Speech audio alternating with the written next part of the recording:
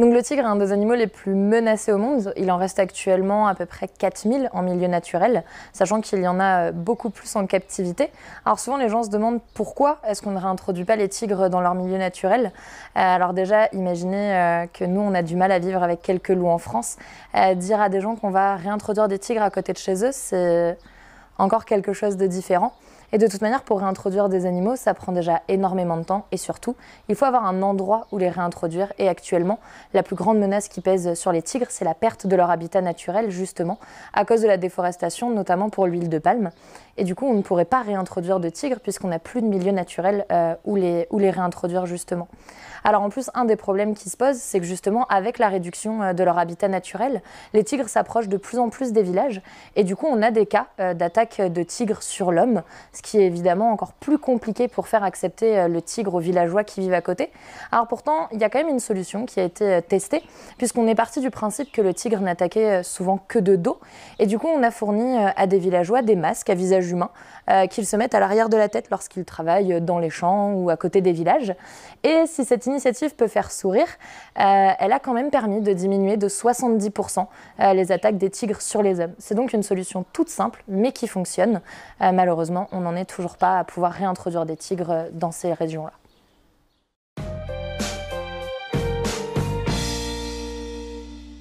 Alors, se présenter, oui, Manuel Prade, comédien-auteur. 57 ans, dans 3 ans la retraite. Spectacle d'humour, spectacle de théâtre documentaire, spectacle dramatique, spectacle pour enfants, intermittent du spectacle, donc forcément pauvre. Je pense que ce qui pousse les gens à être comédiens, c'est qu'on ne devient pas comédien, je pense qu'on est NAIT comédien.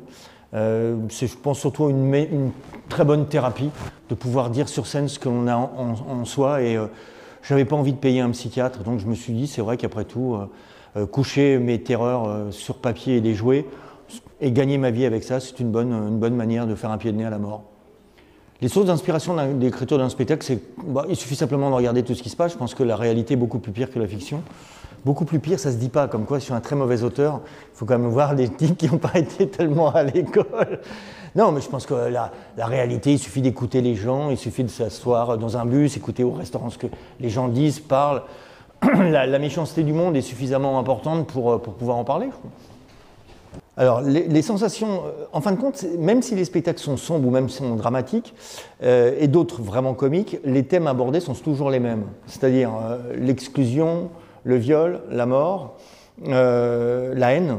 Donc c'est surtout de se dire, si c'est un spectacle dramatique, se dire, bon, la personne qui a vécu, qui a subi ça, comme le spectacle La Valséienne, bon, comment elle va être, comment elle est à ce moment-là, quand elle raconte ce qui s'est passé. Un spectacle d'humour, c'est exactement pareil. Il faut d'abord trouver le personnage, et une fois qu'on a le personnage, les mots viennent d'eux-mêmes. C'est la vieille méthode Stanislavski, hein, c'est n'importe qui peut le faire, en fin de compte. Hein. On ne peut pas hésiter, la vie est courte. Demain, la personne... Il ne faut pas hésiter dans la vie. Il ne faut pas hésiter à dire je veux faire ça et donc essayer de le faire. Je crois que la chose la plus triste, c'est le regret, ou en tout cas le remords de ne pas avoir essayé. Après, réussir, ça veut dire quoi? Tu peux réussir ta vie, c'est la différence entre réussir ta vie et réussir dans la vie. L'important, c'est de faire ce que l'on a envie. La vie est courte. Vivre, c'est...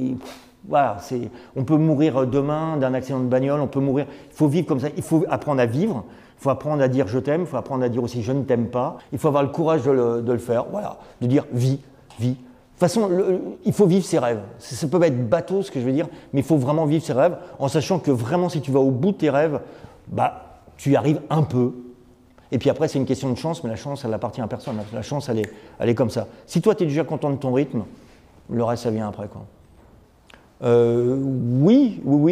Ce qui m'a le plus marqué de tous les spectacles, j'ai eu beaucoup de retours, c'était dans le ticket. Comme on vote sur la mort de quelqu'un, et c'est un spectacle quand même assez violent. Une dame handicapée, mais alors complètement handicapée, c'est-à-dire avec un corset en métal qui pouvait difficilement se mouvoir, qui s'est levée et par rapport à cette violence, a demandé aux gens d'intervenir par rapport à la violence. Et le but, il était là. Et ce qui fait qu'on a arrêté le spectacle, et j'ai arrêté le spectacle et je dis voilà, moi je fais ce spectacle pour qu'il y ait cette réaction. Et elle a souri, le public était très mal et la démonstration a été faite. Et on a arrêté, ça servait à rien de continuer, quoi. Ça, c'était vraiment très très fort.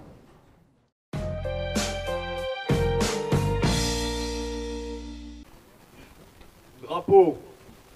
Haut.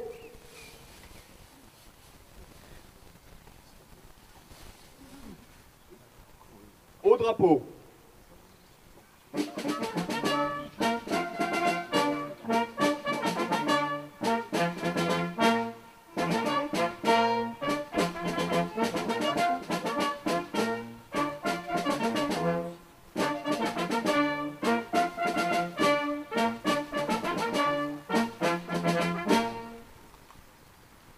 Ouvrez le banc. Dimanche 29 avril a eu lieu au monument aux morts la cérémonie de la déportation. Monsieur Alain Schiltz, président de la section Agondange de la Fédération nationale des déportés et internés, résistants et patriotes, a rappelé dans son élocution toute l'importance de cette cérémonie qui permet chaque année de remettre en mémoire ce que fut la déportation avec son cortège infernal de trains partis de France entre 1940 et 1944 vers les camps de l'Allemagne nazie. Cette journée a aussi pour but de rendre hommage aux victimes et à l'engagement de celles et ceux qui ont choisi de poursuivre dans la résistance la lutte contre l'ennemi et son idéologie. Quant à Patrick Abbat, maire de Talange, il a rendu hommage dans son élocution à toutes celles et tous ceux qui furent internés, déportés, résistants et patriotes et qui ont été victimes des camps allemands. Il a terminé son discours par le texte de Martin Niemöller, pasteur allemand déporté, quand ils sont venus chercher.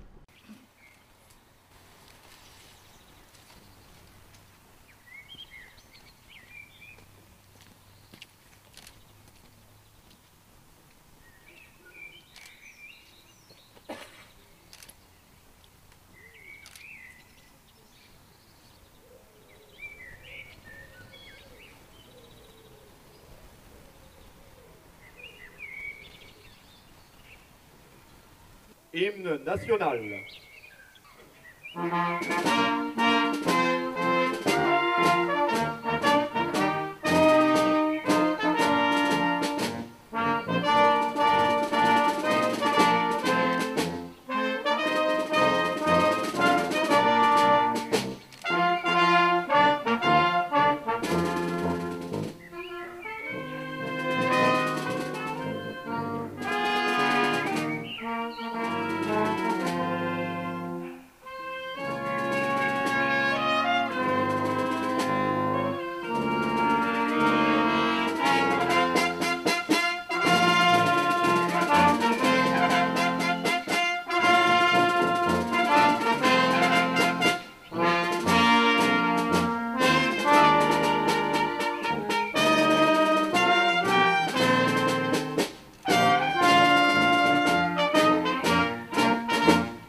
Anne Crocity, adjointe à la culture, a lancé au Café de l'Usine la 18e édition du festival Hommes et Usines, qui a eu lieu cette année du 5 au 12 mai. 8 jours riches en spectacles, en rencontres, en émotions, 8 jours à sourire, pleurer, se questionner, 8 jours qui ont ravi petits et grands et qui ont remporté un vif succès. C'est un grand plaisir pour moi et un grand honneur, en tant qu'adjointe à la culture, de vous recevoir pour la 18e édition de notre festival Hommes et Usines. Vous savez combien il est important pour nous ce festival, pour toute l'équipe culturelle, mais aussi pour toute l'équipe municipale. Ils sont nombreux ce soir, merci à vous les élus. Car non seulement il est le reflet de nos actions tout au long de notre mandat, mais il répond aussi à notre engagement envers vous les Talangeois.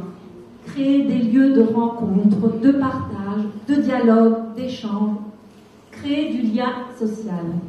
Il n'est pas juste le festival de la diversité culturelle, il est bien plus ambitieux. Il y aura, comme chaque année, des moments de divertissement, de réflexion, et d'autres plus poignants, moins drôles, mais aussi des témoignages, des souvenirs. L'inauguration du festival était aussi l'occasion d'écouter l'excellentissime Joe Cimati, compositeur musicien qui a travaillé dans le cadre du festival sur la soirée mai 68 en nous proposant des reprises de chansons de l'année 1968. Effectivement, je m'appelle Joe Cimati. J'ai la pénible tâche d'ouvrir le festival. Enfin, quand je dis pénible, ça vise à être plus pénible pour vous, pour moi, parce que personnellement, j'aime beaucoup ce que je fais. Donc on m'a demandé quelques morceaux de 68, donc on va commencer tout de suite avec un petit groupe obscur qui s'appelle les Beatles, je ne sais pas si vous connaissez. Alors si vous connaissez les paroles, vous pouvez les chanter, si vous ne les connaissez pas, prière, de laisser ceux qui connaissent les chanter. Mais vous pouvez quand même taper dans les mains. Je vois que tout le monde a des mains, à peu près.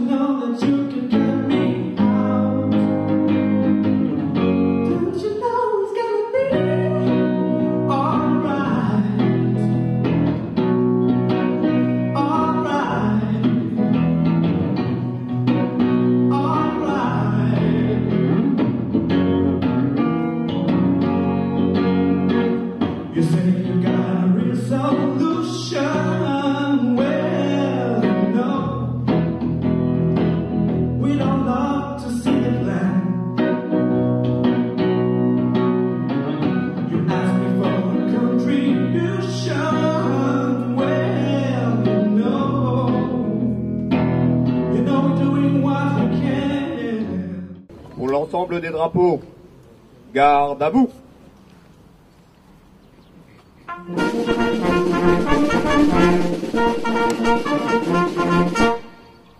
Drapeau haut.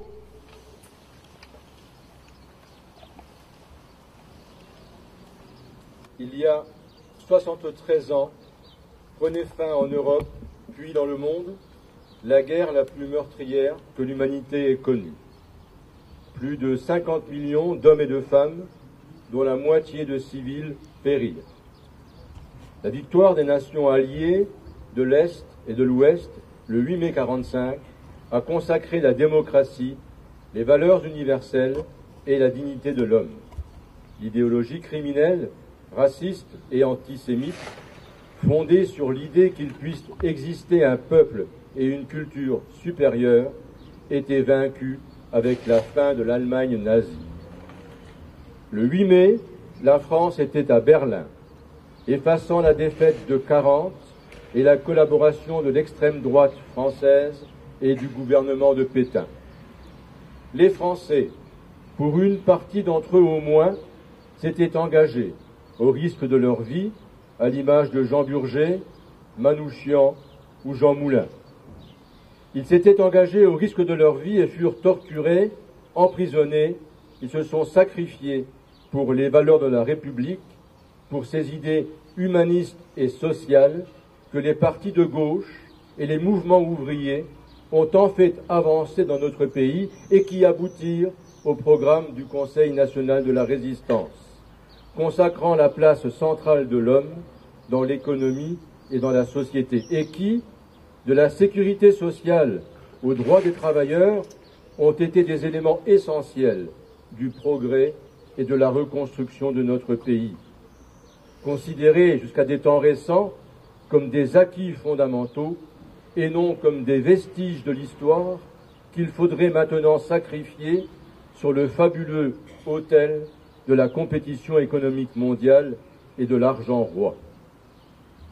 Pour la France, la victoire de 1945 a été possible grâce à l'appel du général de Gaulle le 18 juin, grâce aux forces de la France libre, grâce aux francs-tireurs et partisans, grâce aussi aux étrangers, réfugiés sur notre territoire et organisés dans les MOI notamment.